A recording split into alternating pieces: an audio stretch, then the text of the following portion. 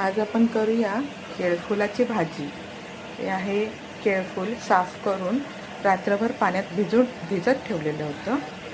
त्याच्यानंतर कांदा, कढीपत्ता, टोमॅटो थोडासा आणि ही कोथिंबीर।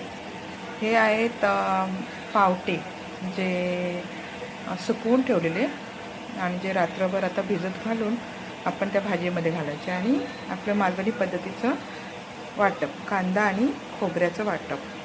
तेल गरम झालंय, आपण त्याच्यामध्ये टाकूया थोडंसं जिरं टाकूया। त्याच्यानंतर टाकूया त्याच्यामध्ये तेजपत्ता एक टाकूया, दालचिनी छोटीशी।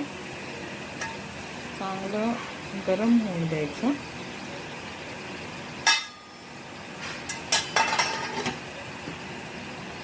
त्याच्यामध्ये आता आपण टाकूया कांदा।